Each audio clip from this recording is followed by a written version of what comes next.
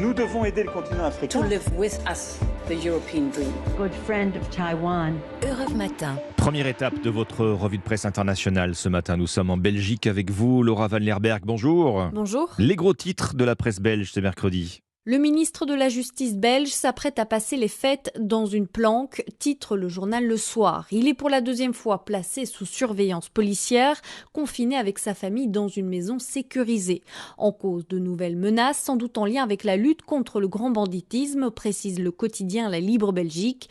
Le journal Sudinfo le rappelle. En septembre, le ministre avait été victime d'une tentative d'enlèvement. 4 suspects avaient été interpellés, mais cette fois-ci les menaces sont moins concrètes, rapporte le quotidien. Résultat, cette situation pourrait durer des semaines. Cette affaire illustre la dérive connue en Belgique, devenue en une décennie un pays de cocaïne pour les trafiquants de stupéfiants, résume le journal L'Écho. On part maintenant pour Israël avec notre correspondante Ariane Ménage. Ariane, de quoi parle la presse israélienne ? D'une rare découverte archéologique, un immense complexe 350 mètres carrés et environ 2000 ans, détaille le Maariv. Un parvis attaché au tombeau de Salomé, lieu de pèlerinage centenaire pour les fidèles chrétiens, explique Haaretz. Salomé est désignée par certains courants comme l'une des sages-femmes présentes lors de la naissance de Jésus. Le tombeau avait été découvert il y a 40 ans par des pilleurs d'antiquités et depuis 2 mois, explique le Time of Israel, des archéologues travaillent sur le site en vue de son ouverture au public.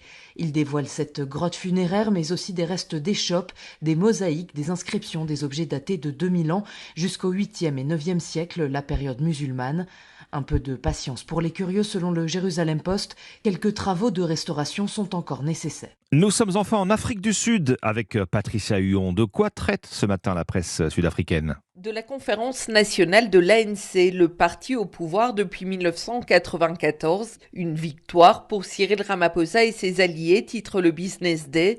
Avec plus de 500 voix d'avance, comme le note E-News, l'actuel chef de l'État a été réélu à la tête de son parti avec une majorité assez confortable. Cyril Ramaphosa partait favori pour un 2e mandat, mais l'incertitude a plané jusqu'à la dernière minute, dit le Daily Maverick. Selon le Mail and Guardian, cette victoire le place en bonne position pour un second mandat à la tête du pays lors des élections générales prévues en 2024.